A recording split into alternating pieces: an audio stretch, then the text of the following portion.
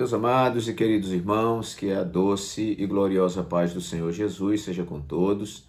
Estamos de volta para mais um vídeo de Escola Bíblica Complementar, um vídeo comprometido com a poderosa Palavra de Deus.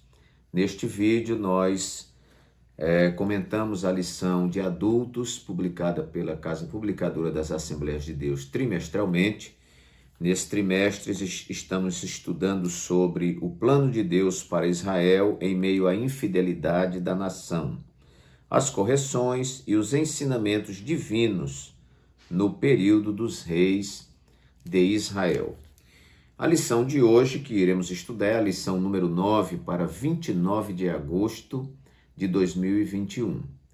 Nossa lição é comentada em 10 tópicos. Talvez você não tenha o costume de assistir lições que são comentadas assim, você que está acessando esse vídeo pela primeira vez. Então, é uma configuração que temos feito na intenção de ajudar, de complementarizar o seu estudo, de dar a você, de repente, uma nova ideia dentro do nosso assunto.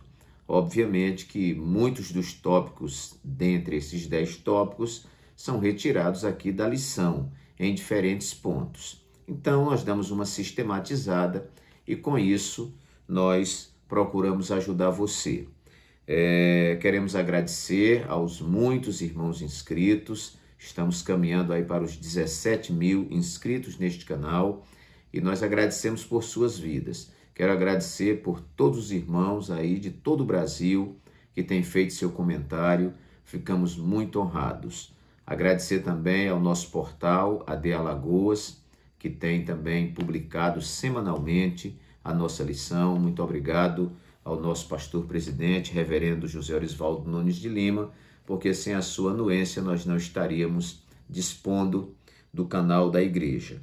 Então, queridos, você que ainda não é inscrito neste canal, que é muito interessante, se inscreva aí onde tem inscrever. Se você se inscreve, ativa o sininho que fala de todas e você vai receber todas as notificações. Também, aí onde tem essa mãozinha, dê o seu like se você gostar do vídeo e faça seu comentário, geralmente diga, né? Nós pedimos por gentileza, você diga a cidade de onde você está comentando e compartilhe esse vídeo nas suas redes sociais, né? Isso vai nos ajudar bastante. Muito bem, queridos, a lição número 9 para 29 de agosto de 2021 vai falar sobre o reinado de Joás. O texto áureo nos diz assim: não te desamparem a benignidade e a fidelidade, atas ao teu pescoço, escreve-as na tábua do teu coração e acharás graça e bom entendimento aos olhos de Deus e dos homens. Texto que se encontra em Provérbios, capítulo 3, versículos 3 e 4. Nossa verdade prática nos diz assim: para ter uma vida de constante comunhão com Deus, é necessário abandonar todo tipo de idolatria e confiar nele inteiramente. Nossa leitura bíblica em classe se encontra no segundo livro dos Reis, capítulo 11, versículos de 1 a 3, e o capítulo 12, versículos de 1 a 5, e também os versículos 17 a 21. Indo lá nesses livros, né, porque nós recortamos aqui na lição o texto, você pode ler o texto completo para ter uma visão ampla do assunto. Então veja bem, o texto nos diz: vendo, pois, Atalia, mãe de Acasias, que seu filho era morto, levantou-se e destruiu toda a descendência real. Mas Jeoseba, filha do rei Jeorão, irmã de Acasias, tomou a Joás, filho de Acasias, e o furtou dentre os filhos do rei, aos quais matavam, e o pôs a ele e a sua ama na recâmara, e o escondeu de Atalia, e assim não o mataram. E Jeoseba o teve escondido na casa do Senhor 6 anos, e Atalia reinava sobre a terra. Vamos então para o segundo livro dos Reis, capítulo 12, versículos de 1 a 5. No ano 7º de Jeú, começou a reinar Joás, e 40 anos reinou em Jerusalém. E era o nome de sua mãe, Zíbia de Berseba. E fez Joás o que era reto aos olhos do Senhor todos os dias em que o sacerdote Joiada o dirigia. Tão somente os altos se não tiraram, porque ainda o povo sacrificava e queimava incenso nos altos. E disse Joás aos sacerdotes: todo o dinheiro das coisas santas que se trouxer à casa do Senhor, a saber, o dinheiro daquele que passa o arrolamento, o dinheiro de cada uma das pessoas, segundo a sua avaliação, e todo o dinheiro que trouxer cada um voluntariamente para a casa do Senhor. Os sacerdotes o recebam, cada um dos seus conhecidos, e eles reparem as fendas da casa, segundo toda fenda que se achar nela. Agora vamos para os versículos 17 a 21. Então subiu Azael, rei da Síria, e pelejou contra Gate e a tomou. Depois Azael resolveu marchar contra Jerusalém. Porém Joás, rei de Judá, tomou todas as coisas santas que Josafá e Jeorão e Acasias, seus pais, reis de Judá, consagraram, como também todo o ouro que se achou nos tesouros da casa do Senhor e na casa do rei, e os mandou a Azael, rei da Síria, e este então se retirou de Jerusalém. Ora, o mais dos atos de Joás e tudo quanto fez mais, porventura não estão escritos no livro das crônicas dos reis de Judá? E levantaram-se os seus servos e conspiraram contra ele, e feriram Joás na casa de Milo, que desce para Sila. Porque Josacar, filho de Simeate, e Josabade, filho de Somer, seus servos, o feriram e morreu, e o sepultaram com seus pais na cidade de Davi, e Amazias, seu filho, reinou em seu lugar. Nossa lição consta de uma introdução. Os irmãos que dispõem da lição podem conferir. A introdução vai dar uma mostragem do geral da lição. Primeiro tópico, o livramento de Joás. O segundo tópico vai falar sobre o reinado de Joás e a reparação do templo. O terceiro tópico, a conspiração contra Joás. E, por último, uma conclusão.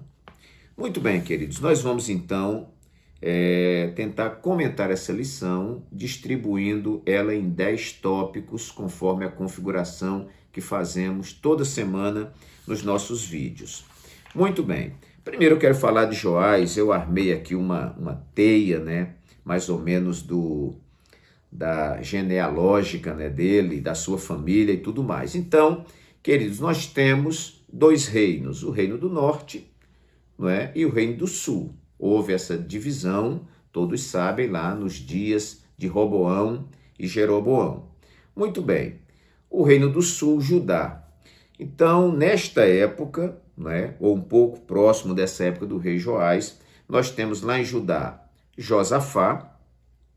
Josafá foi quem gerou a Jeorão, que é seu filho. Jeorão também vai ser pai de Jeoseba, esta moça, que ajuda o nosso querido rei Joás, Muito bem, do reino de Israel nós temos Onri, depois vem Acabe e vem Jorão. E nessa época aí nós temos Atalia, que vem dessa linhagem de Israel. Muito bem, queridos, Atalia casa com Jeorão, que é de Judá. Eles casam ali, e desse casamento nasce Acasias.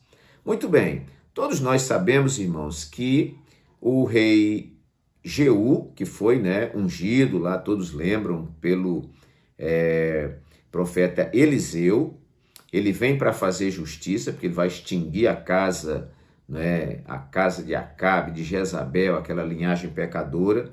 E esse rei Jeú, este homem valente, termina matando Jorão, que é o rei lá do reino do norte, e matando também Acasias, que é o rei do reino do sul.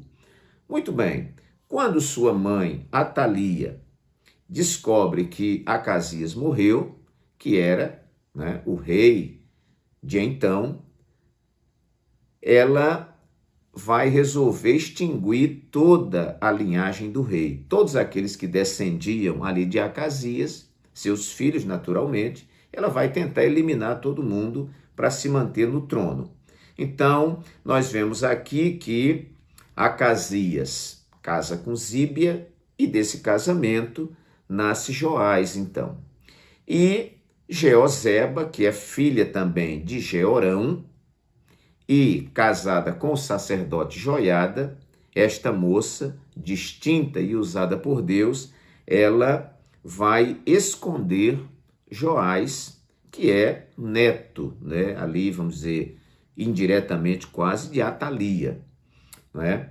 Então, ela esconde esse garoto aí por 6 anos, né? Ele tinha 1 ano, ela escondeu ele por 6 anos, né? E com 7 anos, nós vemos que o esposo de Jeoseba, o sacerdote Joiada, né? Trama lá uma batalha, né? Para poder matar a Atalia, que estava reinando, e era uma mulher má, é tanto que ela extinguiu, né?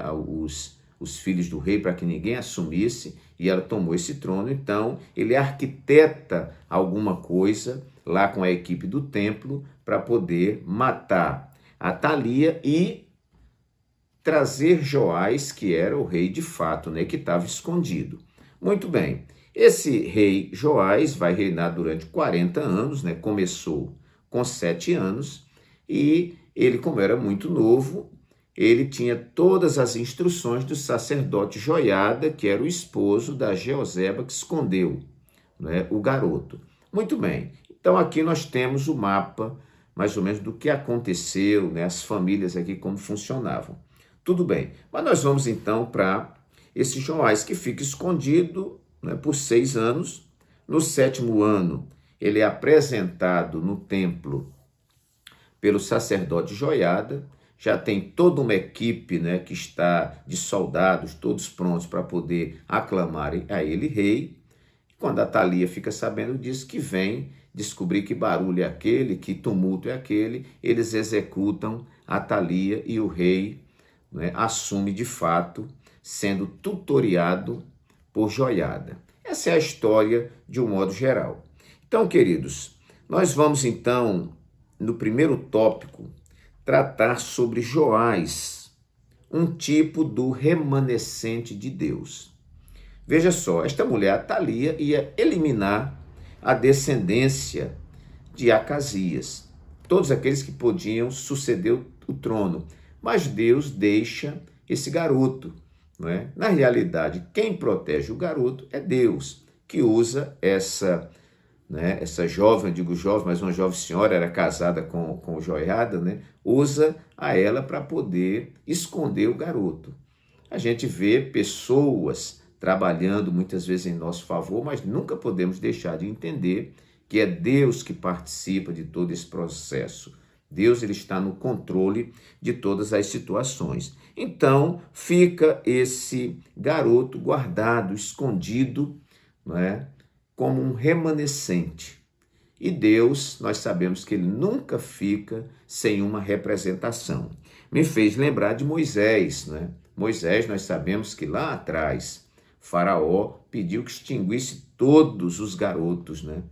Porque os hebreus estavam se multiplicando. O que é que a mãe de Moisés faz? Coloca ele lá num cestinho, né? E coloca lá nas margens, lá nos juncos, né? Do rio, e quando a filha de Faraó contempla o garoto, né, a irmã de Moisés se apresenta, todos nós conhecemos essa história, e diz: quer que eu arranje uma hebreia para cuidar do garoto? E leva o garoto para a mãe cuidar. Bom, mas Moisés fica também como um remanescente, né? Aquele que Deus guardou para salvar o seu povo. Vemos isso também com Elias. Elias, tanto no capítulo 18, do versículo 22, quando ele fala para todo o povo, ele diz: olha, só eu fiquei por profeta do Senhor em Israel, não é? E os profetas de Baal são 450.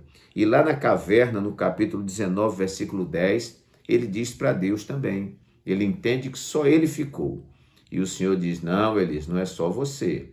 Eu ainda tenho 7.000 que não dobraram seus joelhos perante Baal. Então nós vemos que Deus deixa sempre uma reserva.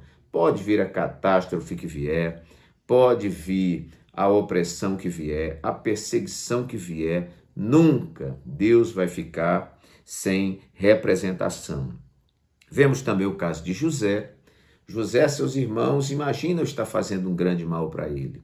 O vendem, para aqueles ismaelitas e tal, para que eles transportem ele lá para o Egito. Mas, na realidade, o que eles fizeram foi colocar José, para ter aquela carona até o Egito. E lá no Egito, nós sabemos que no futuro ele vai ser nada mais, nada menos do que o Salvador do mundo. Porque o mundo passou por uma grande fome e tinha que haver alguém. Quem esse remanescente? José.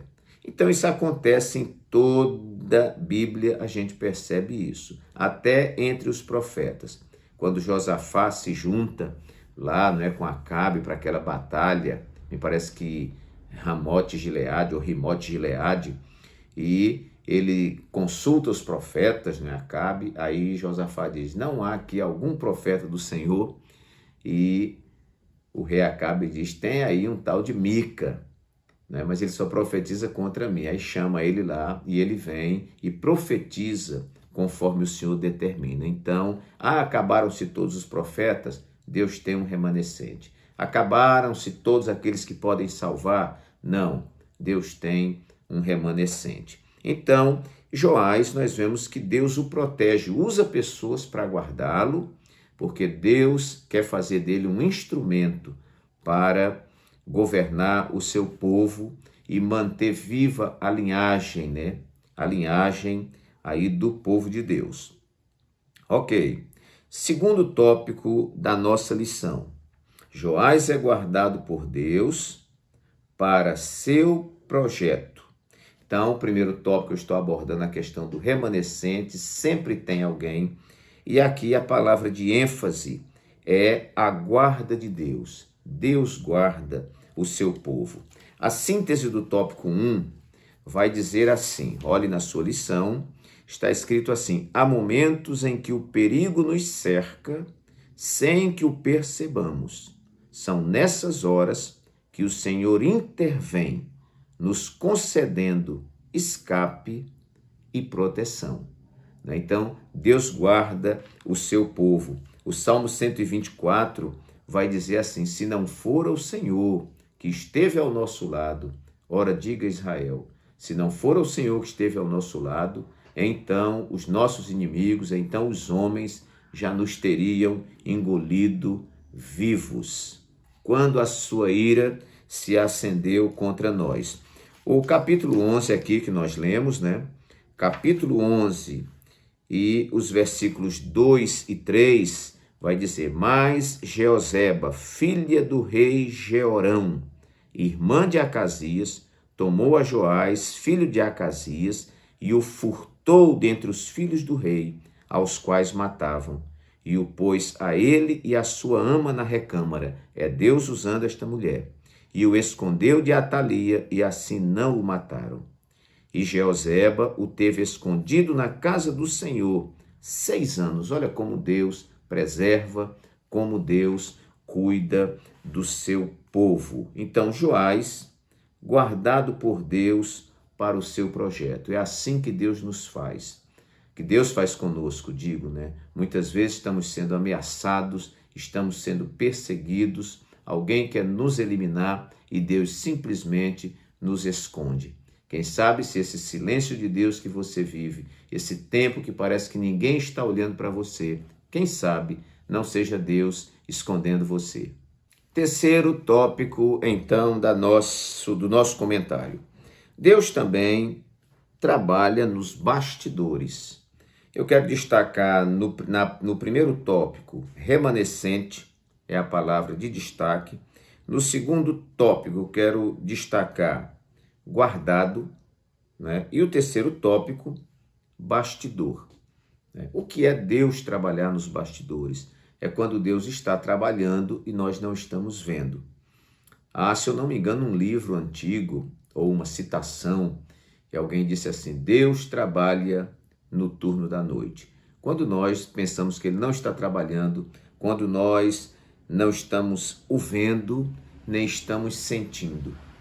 Me faz lembrar do livro de Jó, quando Jó está simplesmente vendo se descortinar todas aquelas cenas de terror e ele pergunta onde está Deus? E Deus está por trás da cortina, não é? Observando tudo, vendo tudo e participando de toda aquela trama, não é? Então, queridos, nós vemos aqui que enquanto a Thalia pensa que está dominando tudo, né, que já eliminou todo mundo, e agora o povo de Israel diz, meu Deus, nós estamos na mão desta mulher violenta, desta mulher que não serve a Deus, né?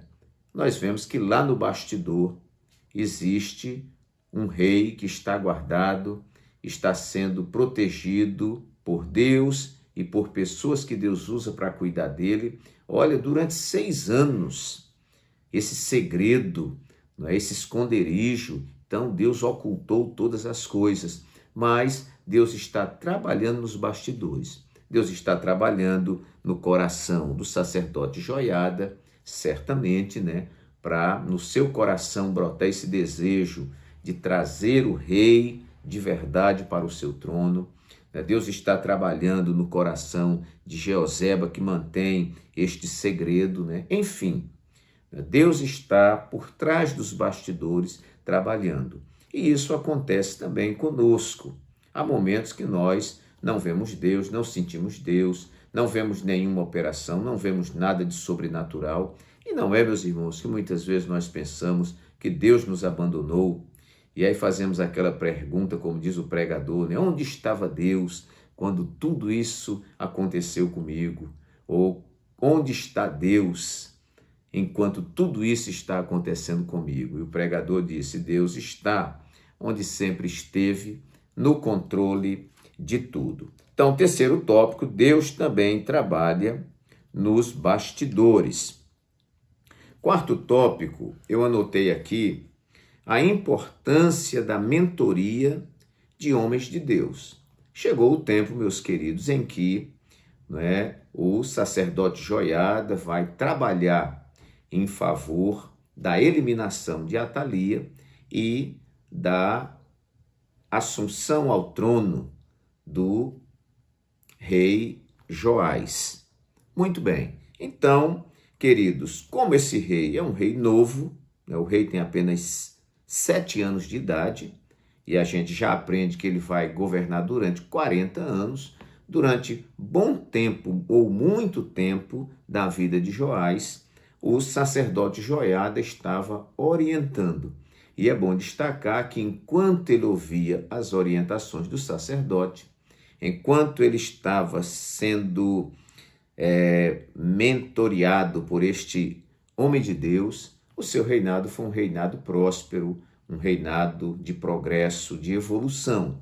Mas quando ele deixou de ouvir, quando o sacerdote morreu, ele se corrompeu, não é? Mas vejam que é importante a mentoria de homens de Deus. Timóteo foi um grande homem de Deus, mas ele teve toda a mentoria do apóstolo Paulo na sua vida. Tito, da mesma forma, nós vamos ver as cartas pastorais, 1ª e 2ª a Timóteo e a carta a Tito, nós vamos ver Paulo dando instruções.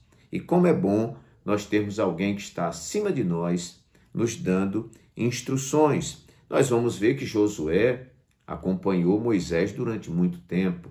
E nesse período que ele acompanhou, a Bíblia vai dizer que ele não se afastava da tenda de Moisés, ele estava sendo mentoreado, né, aí por Moisés. Eliseu, da mesma forma, ficou por cerca de 7 a 8 anos ali acompanhando Elias e aprendendo com o seu mestre, né? Elias deixa um legado de ensino, de orientação. E nós também somos assim. Eu me lembro de uma mensagem de um pastor que ele disse que nós temos que ter um pastor acima de nós, nós temos que ter um pastor aqui no nosso nível e pastores abaixo de nós. Era uma palavra para pastores. Então eu sou pastor, eu tenho que ter um pastor acima de mim. Eu não posso viver sem uma liderança, sem alguém que também me faça esse trabalho de mentoria. Eu tenho que ter pessoas aqui da minha intimidade, né? Que eu posso ter a liberdade de chamar de você e posso me abrir, posso confessar, né, as minhas fraquezas e tudo. Alguém que está aqui no meu nível. E nós temos que ter alguém abaixo, né, a quem nós vamos estar orientando. Até porque o que eu recebo com esta mão de cima, eu tenho que distribuir com essa para alguém. Não posso reter aquilo que eu aprendi. Então, queridos, né, queridos e queridas, na nossa vida espiritual, não pode faltar essas figuras dos mentores, né, dessas lideranças que estão sobre nós, de pessoas que nos aconselham. Isso pode ser um presbítero, pode ser um diácono, pode ser um ancião da igreja, pode ser uma dirigente de círculo de oração, uma senhora mais velha, um senhor mais velho, pode, né, contanto que seja alguém que tenha algo para nos fornecer, baseado no seu conhecimento e na sua experiência. Então, a importância da mentoria de homens de Deus. E foi isso que o sacerdote Joiada fez na vida de Joás. E a Bíblia é clara em dizer que enquanto o sacerdote viveu, e claro, orientava, aconselhava, porque não tem como você passar na frente do seu mentor, né? Ele tem mais estrada, tem mais experiência, né? E você nunca vai ultrapassá-lo, né? Você vai ali aprendendo e sendo mentoreado por esta pessoa. Muito bem. Quinto ponto que eu quero destacar aqui, irmãos, é o perigo de nós só andarmos de carona.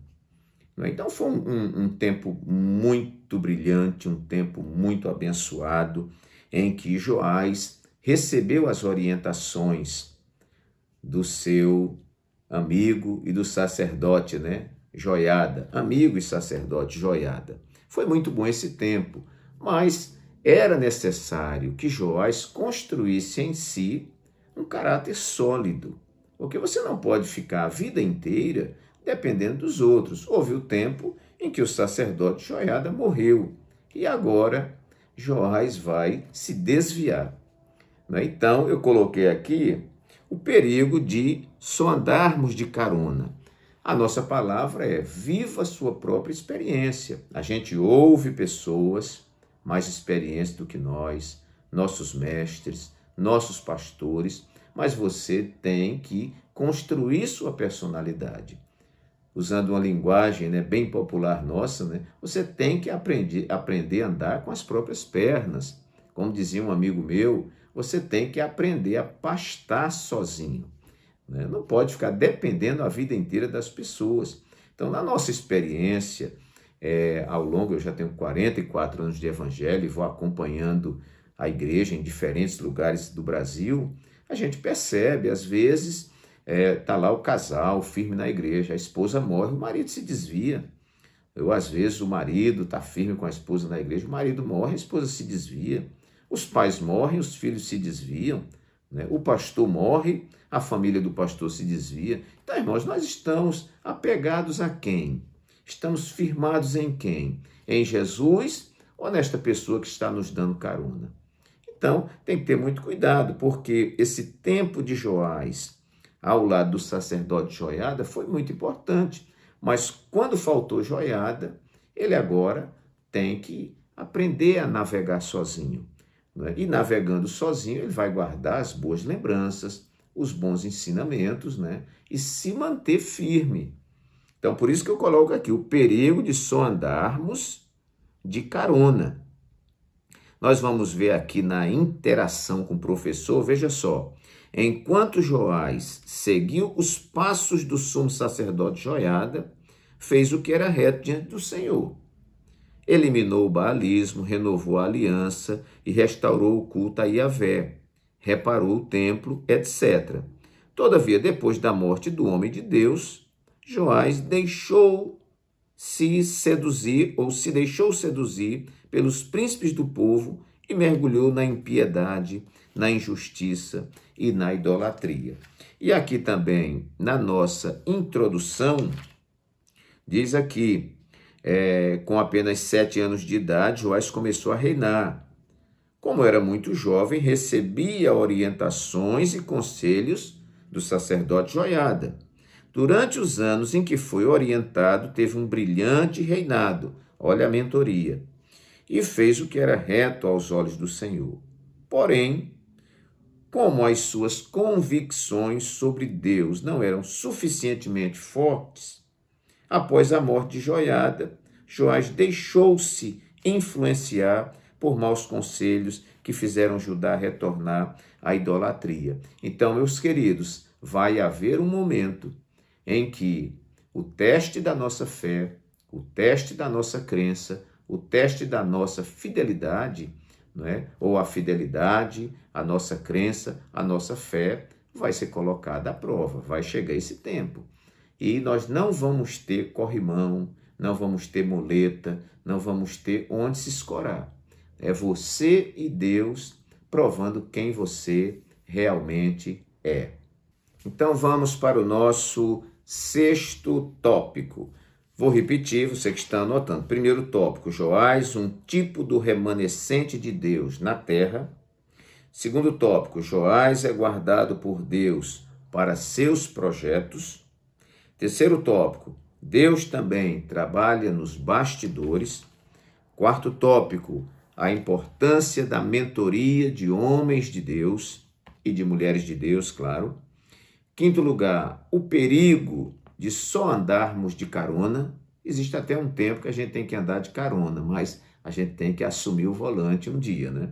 Muito bem. Sexto lugar, a importância do cuidado com a casa do Senhor. Eu quero destacar isso aqui porque no capítulo 12 da nossa leitura, e os versículos 4 e 5, diz assim: E disse Joás aos sacerdotes, já as suas medidas, né? Todo o dinheiro das coisas santas que se trouxer à casa do Senhor, a saber, o dinheiro daquele que passa no arrolamento, o dinheiro de cada uma das pessoas, segundo a sua avaliação, e todo o dinheiro que trouxer cada um voluntariamente para a casa do Senhor, os sacerdotes recebam, cada um dos seus conhecidos, e eles reparem as fendas da casa, segundo toda fenda que se achar nela. Então, irmãos, uma coisa muito interessante, porque nós vemos isso com esse rei Joás, nós vemos isso com outros reis, como Josias, né? Pessoas que se preocuparam com a casa do Senhor. Foi a preocupação, né, herdada lá por Davi. Davi disse, eu não posso morar em um palácio e a arca do meu Deus está em tendas, né? Lá numa barraca, num negócio. Não, se eu moro em palácio, a arca de Deus tem que estar num lugar também, né, honroso, ainda que Deus não precise de morada terrena.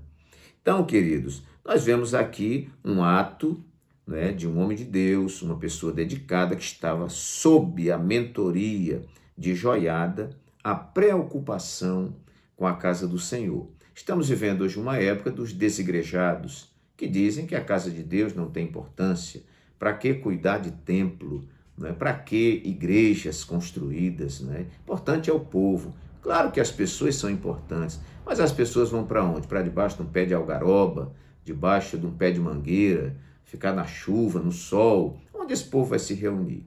Nós temos que ter um lugar. E ainda que Deus não precise de morada terrena, mas nós precisamos. E a igreja também não é só um organismo, ela é também uma organização. A gente não pode ficar agarrado com suntuosidade, com coisas extravagantes. Agora, trazer conforto à casa de Deus, aos servos do Senhor que estão cultuando a Deus ali, nada, né, de ilegítimo nisso aí, né? Então, o cuidado, e eu quero que os irmãos entendam que Deus atenta para o cuidado com o qual fazemos sua obra.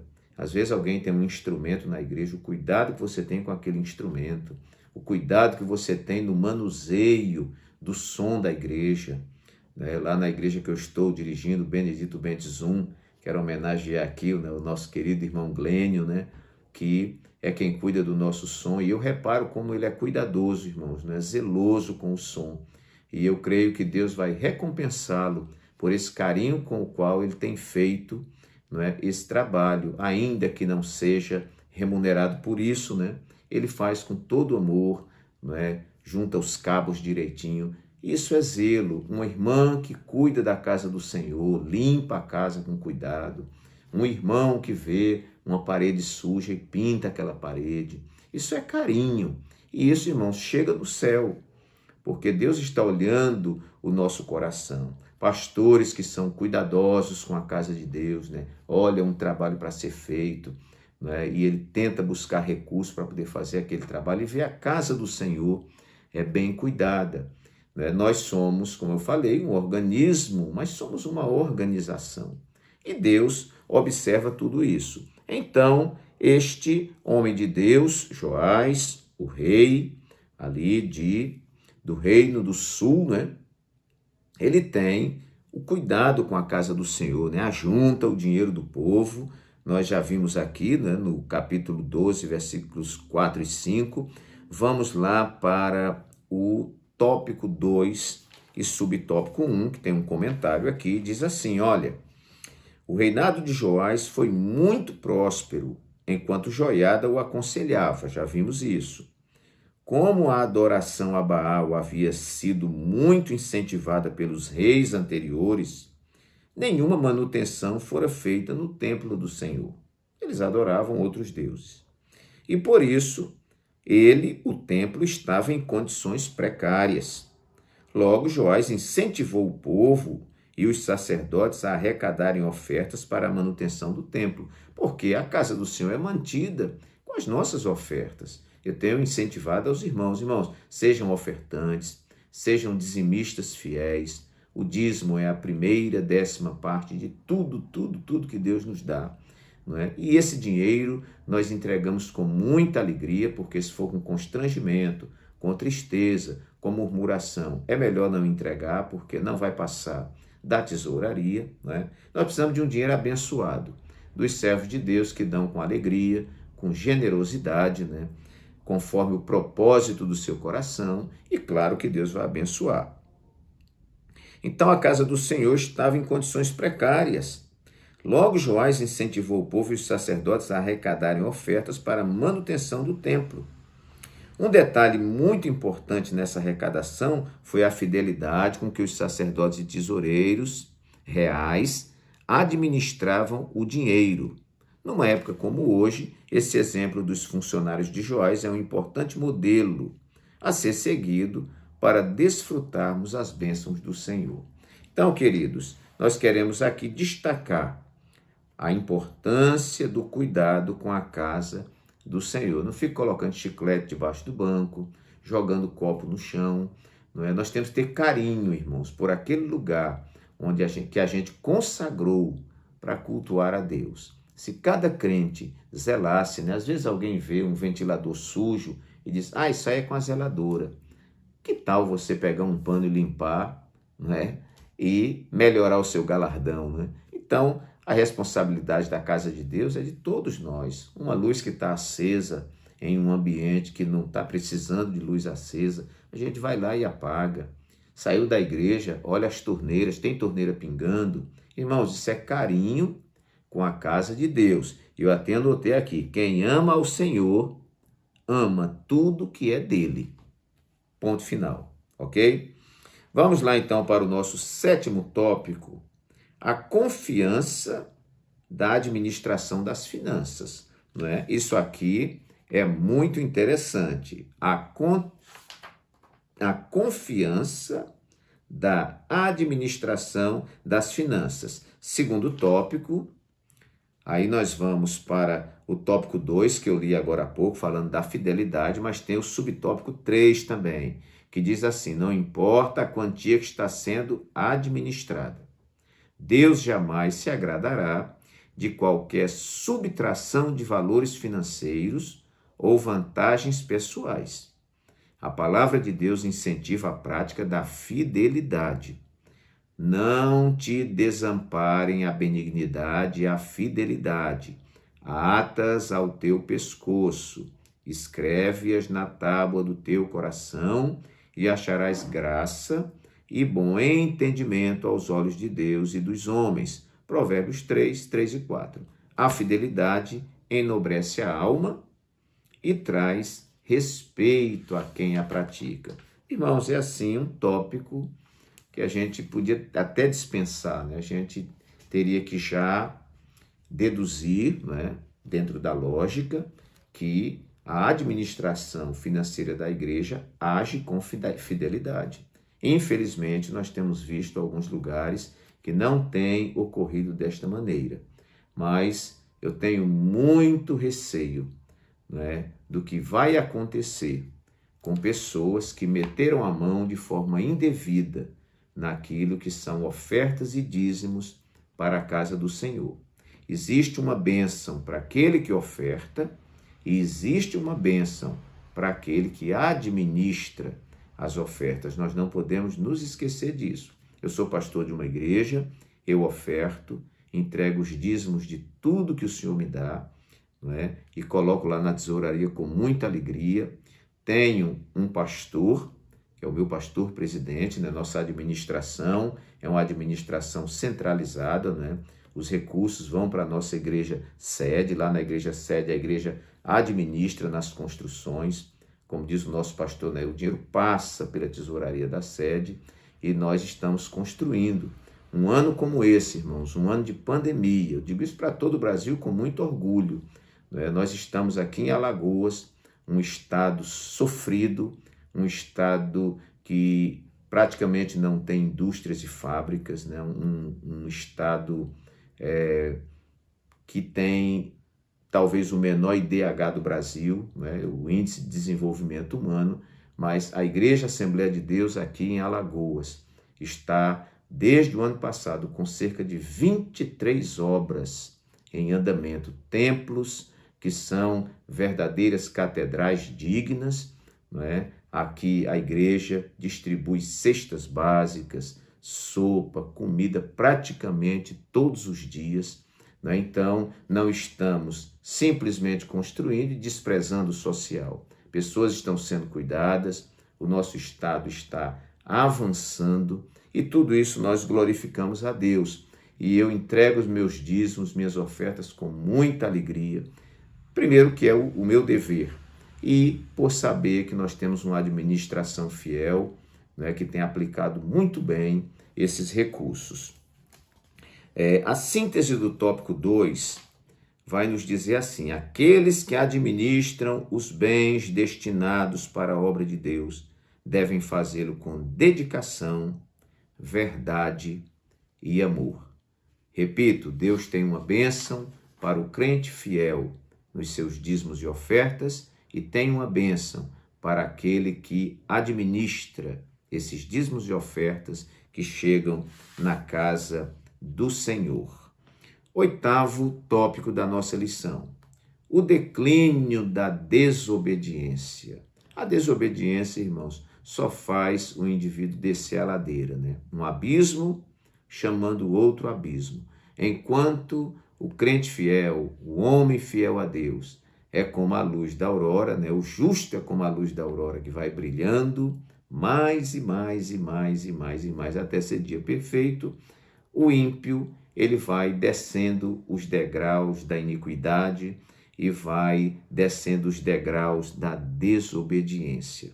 Nós vamos ver isso na vida desse rei. Olhe lá o tópico 3 e subtópico 1, o declínio do reinado. Me faz lembrar do Salmo 1. Você vê uma queda, né? Uma queda progressiva, né? Um declínio progressivo. E lá diz assim: bem-aventurado o varão ou o homem, né? Que não se detém no caminho dos ímpios, né? Não ouve os conselhos lá dos pecadores, né? E nem se assenta na roda dos escarnecedores, né? Então, ele vai nessa progressão, né? Vai ouvindo o conselho dos ímpios, depois ele para no caminho dos pecadores, depois ele se assenta na roda dos escarnecedores, e o final, se ele for nesta caminhada, o final todos nós sabemos que é a morte, porque o salário do pecado é a morte.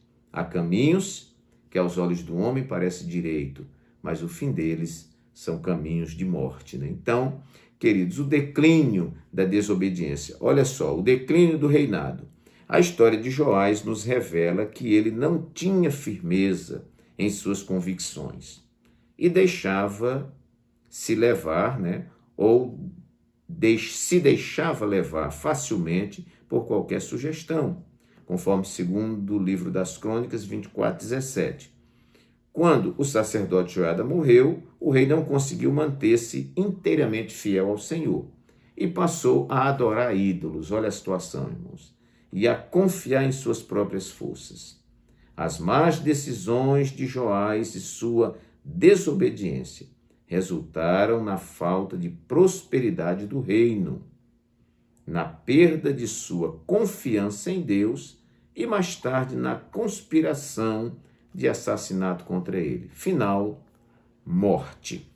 Muito bem, vamos então caminhando aqui para o nosso 9º tópico. Vejamos então, a ingratidão como um sentimento vil. Eu já disse essa frase em outros vídeos, mas tem você que está aí acessando esse vídeo pela primeira vez. E a frase é: não há sentimento mais nobre do que a gratidão, e não há sentimento mais vil do que a ingratidão. Então vamos ver a ingratidão como um sentimento vil. Terceiro tópico e subtópico 2. Conspiração e morte no reino. Olha só, a idolatria de Joás teve início após a morte do sacerdote Joiada. A partir daí começou a desencaminhar. O rei, em vez de seguir tudo que o sacerdote lhe ensinara, passou a tomar conselhos com os príncipes de Judá. Abandonou o Senhor e se voltou aos ídolos. Prosseguindo, sua capacidade de discernir estava tão prejudicada que, ao ser repreendido por Zacarias, filho de Joiada, filho do seu grande amigo, do seu tutor, vamos dizer assim, do seu mentor, ele o matou.